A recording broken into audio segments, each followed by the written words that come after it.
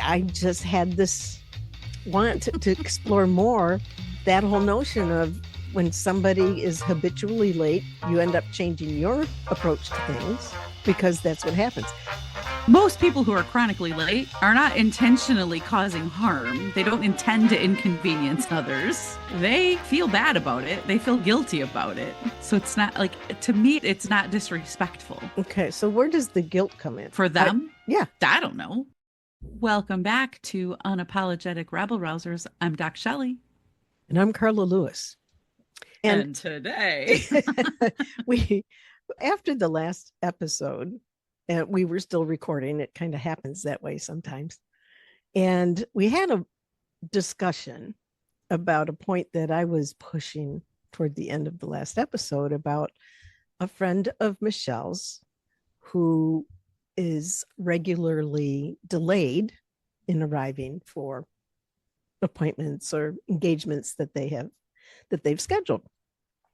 And I made a declaration which was in no way intended to be dissing anybody. And I don't think Michelle took it that I was doing that anyway, but I said, that's just rude. Repeatedly arriving late just feels to me like it's disrespectful. And Michelle countered with, that was much more colorful on the audio that we had after the session, countered with, no, I've gotten used to it. It's fine. And then she threw Mel Robbins at me with the whole let them. And I'm thinking, okay, we need to talk about this. I'd really like to just explore because we've talked about so many times. We've got the thing about boundaries. We've got the thing about being consistent with what it is that you say you're going to do, being committed to those things that you say you're going to do. And I just had this want to explore more that whole notion of when somebody is habitually late, you end up changing your approach to things because that's what happens. Now, I have to tell you, there's a very dear person in my life who also has this late thing. Okay. And this is the kind of thing where you might not ask them to bring the hors d'oeuvres to a party because you'll be having them for dessert kind of thing. So, okay, that's a long-winded wind up for this conversation. It is. But okay, let's start with a definition of disrespect. Okay. How do you define, if you think about it, how do you define disrespect? Disrespect is conscious or unconscious. So right there, it says it's either something that a person has, let's talk about me disrespecting you, which would never happen. But let's pretend. All right. So if I'm going to disrespect you consciously, I'm going to do something that I know crosses a boundary. It just is an abomination for what we know of each other in terms of our relationship, our friendship, whatever. It's that I do not show you the consideration that you are due, and you haven't done anything to deserve me. If anybody could do anything to deserve disrespect, but I don't want to go there right now. But it would be me being conscious about, you know what? I'm just going to do this. It's either going to be by act or by word. But then I think there's another piece that is and probably from your friend's point of view, she's not making a conscious decision that I'm going to be late because I know Michelle will be okay with it, even though it's really shitty that I do that all the time. That unintentionally, the practices of this other individual ends up kind of busting a boundary of respect and mutual respect. So disrespect is the opposite of that. Now you tell me, Doc. You crack me up. So what and I think I agree with part of your definition is, these are my words, intentional disregard. Of course, you would have those perfect words. Yes. Intentional. Intentional disregard. Yeah. So just a lack of regard for the consideration of others Okay. is so that it, again, that implies intentional disregard. So I'm intentionally going to be late. I'm intentionally going to cause harm. I'm intentionally going to whatever would be disrespectful. Okay. So do we agree on that definition? I accept the premise. I accept the premise. The So let me throw out here that most people who are chronically late are not intentionally causing harm. They don't intend to inconvenience others. They feel bad about it. They feel guilty about it. So it's not like, to me, it's not disrespectful okay. So where does the guilt come in? for them. Yeah. I don't know. They feel anxious about it. They know They know it's wrong. I don't know if they know it's wrong. So that might be the That might be a question for someone who's doing it. Yeah, but I understand we all run into challenges about, let's just say, about honoring a start time for something. In fact, just before this, we were talking about some of the cultural differences in not time management. Well, yeah, I guess it is time management. Like we were talking about monochronic time and polychronic time. Doesn't everybody talk about that? And I had to go do research because that's what I do. But monochronic time is typical in North America. We're very structured with our time. Being punctual and being efficient is the norm. Mm-hmm. And in other cultures like Mediterranean, South American, some African cultures, they're more polychronic time. So they're multitasking. Time is more fluid and flexible, and it adapts to the situation. So those are two different things. There's also some neurological stuff that comes into play when you think about time. Okay. People who are ADHD or have some other form of neurodivergence experience what people call time blindness. It's not a character flaw, although one might think it is, but they just don't recognize time the same way you may recognize time. I accept that. And I have seen that. I have seen that. And I shared with you also my own experience with that polychronic time. It's hard to put those words together for me today. Polychronic time. When we would lead meetings, facilitate trainings, whatever, in other parts of the world, you became aware of that. Oh, yeah. Sometimes they knew to warn you, and others, it just happened. And then they try to catch you up, say, oh, you know what? This is normal. Okay. This is normal. Yeah. We don't start when we say we're going to start. No, right. That's just a suggestion. Right. And so it becomes more a rule that if it says it's 9:00, 9:25 ish, maybe. Maybe. Right. And we adjust. And so this isn't about being hard-headed and school marmish about things. It's so curious to me. And to your point about time blindness, mm-hmm. I think there must be some clinical backing for that, because if somebody is experiencing that, they won't even know. You don't know if you're blind to something, but at the same time, you speak of your friend having guilt around the tardiness. There's a little bit of guilt, but she doesn't walk in like, oh my God, I'm so sorry, I'm so late, and blah, blah, blah, blah, blah. She simply says, thanks for waiting for me. Mm-hmm. And look, it's fine. I think,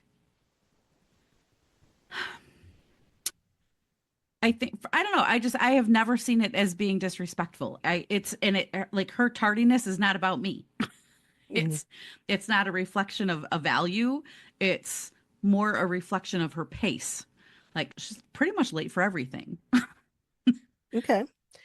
And so somebody like you, wise and studied, and a coach and somebody who Oh my helps God, people don't put that like pressure on me. helps people like me deal with our inadequacies, that that what I mean, beyond tolerance, what if anything? So if I'm dealing with somebody who has time blindness, Mhm.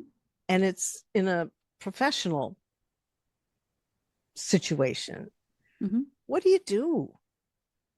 What do you do? And it might not just be about arriving at work or to the meeting, whatever, on time. It might be delivery.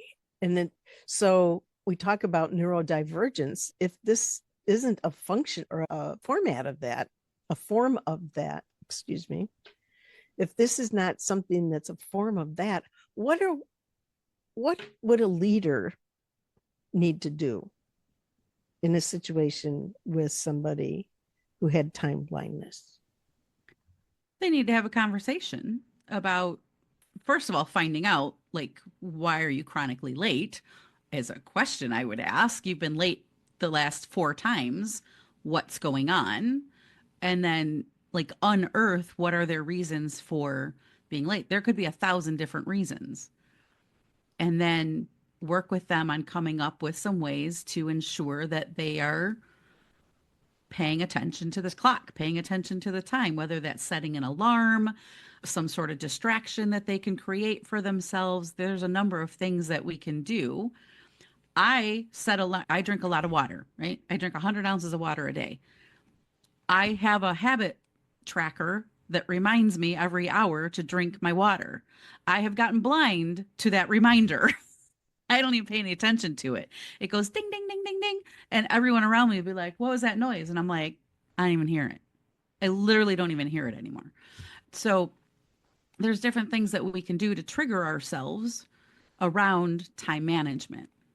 And I think in this situation, it is a different it's a different scenario, because the tardiness of somebody in a job setting, in a some kind of delivery relationship, there are implications that go beyond just inconvenience. You need to be able to count on your folks to be where they're supposed to be when they're there, when they're supposed to be there. If you're expecting delivery of a product or a service, you you pattern your day or whatever around those plans. So it isn't quite the same as being late for dinner. No. And You you said something that like is going through my head now. You mm, said something about being I wish I had a replay button because you we said something do. about inconvenience. Mm-hmm. For me, like not everything that causes an inconvenience is rooted in disrespect. So her being late, is it inconvenient sometimes? Sure. Does it bug me sometimes? Sure. Do I label it disrespectful? No, because I don't think she's intentionally causing harm. I feel like she shows up in so many other ways, and I'm not going to condemn her for that one flaw that she has to say you disrespect me in our friendship because she shows up in 1,000 other ways. And so I hope this So friend if understands I'm not here and I trying to would hope call her an that awful person. no, she could care less. And I would hope that people wouldn't call me disrespectful for some sort of quirk that I have that they find annoying, disrespectful when there's no intent to be disrespectful. Okay. So I Really, feel like her lateness effectively just isn't about slapped. me. Yeah, I know. I No, feel but a lot of people, you're not alone in your thinking. Like I've had this conversation 1,000 times with my father. He thinks it's rude. He thinks it's disrespectful. And I'm like, it's not, it's not. It's it's not about me.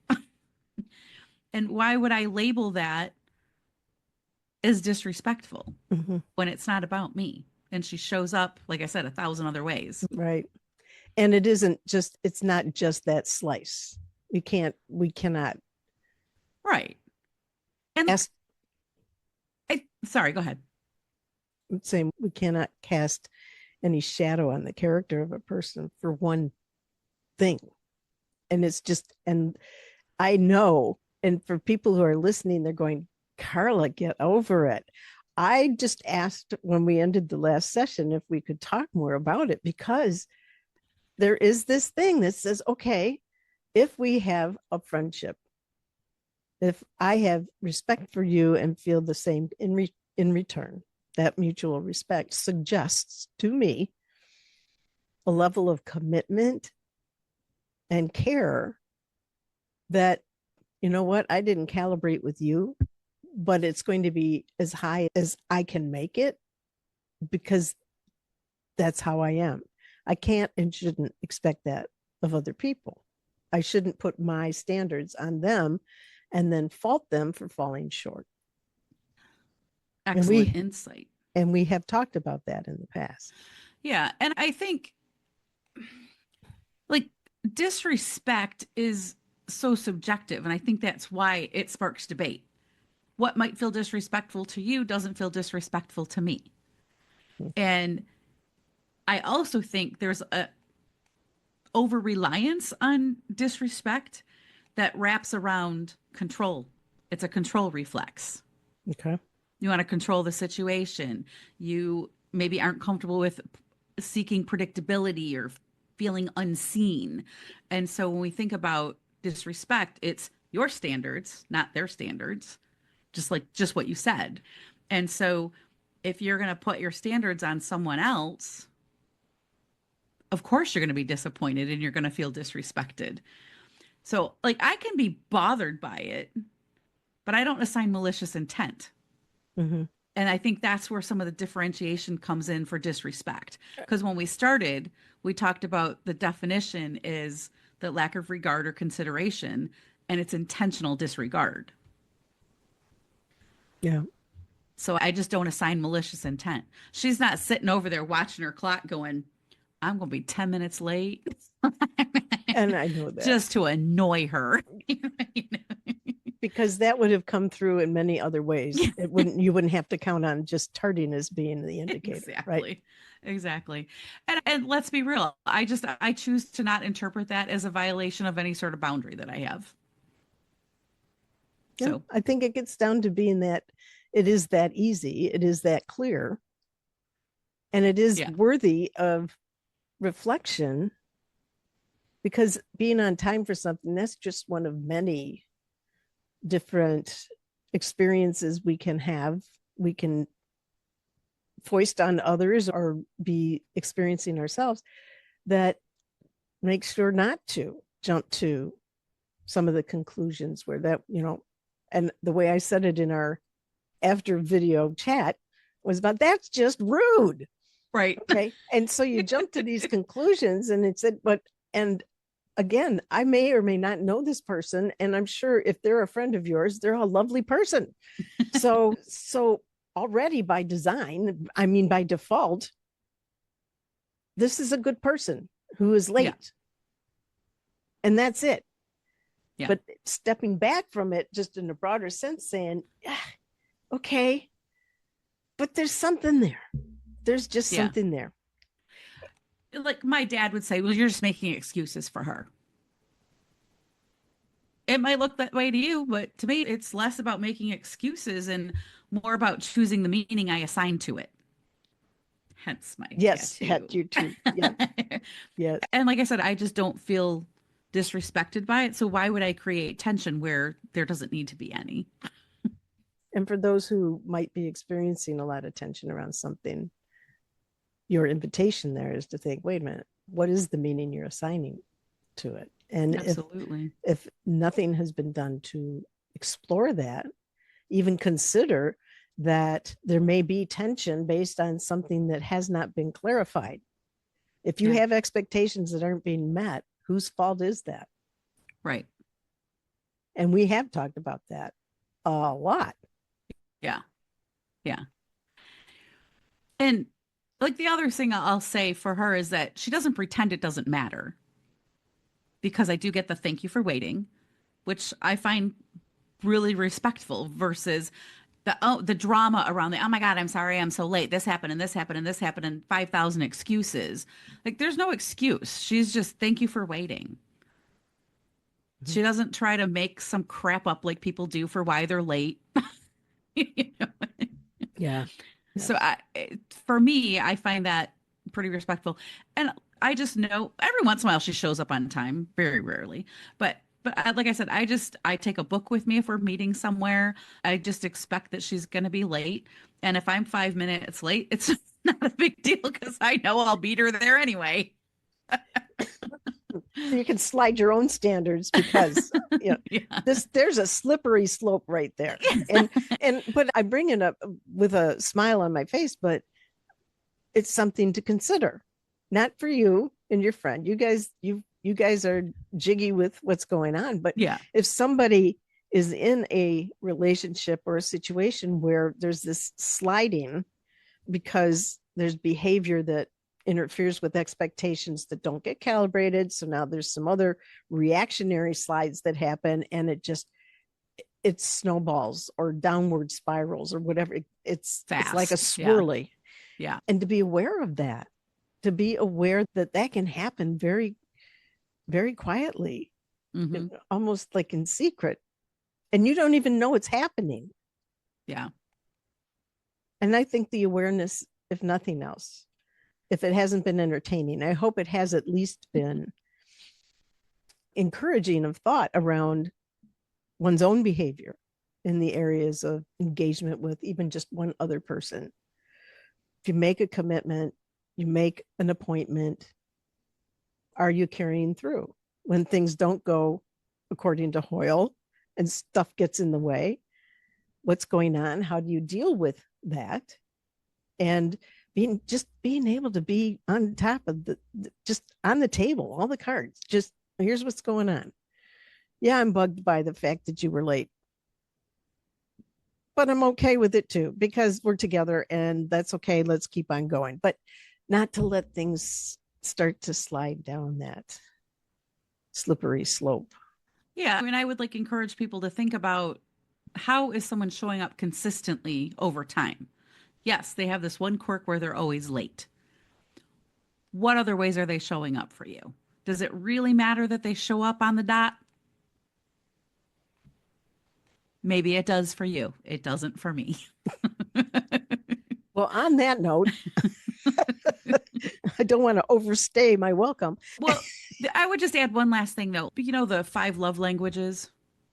We all speak different love languages. We don't all have the same kind of language. Mm-hmm. We don't have the same respect for those 5 different kinds of languages. And that kind of being prompt, being on time is not my love language. That also might be why it doesn't really bother me. But at the end of the day, we all have different thresholds for what we're going to think feels respectful or not. And in this instance, I just don't feel like I need to make my friend wrong for showing up differently than she does. So really think about where you have people in your life that show up in a way that you would prefer they didn't. Would I prefer that she's on time? Sure. It's not going to change. So I just choose to not let it bother me. I choose to not let it feel disrespectful. I choose to be okay with it. Where are you judging people for showing up differently than you expect them to? And where can you think about the entirety versus that one thing? Yeah. Thank you. That was a fun conversation. I'm Carla Lewis. I'm Dr. Shelley. We'll see you next time. Let us know in the comments, what behaviors do you genuinely find disrespectful? And let's have a healthy debate. Let us know. We'll see you next time.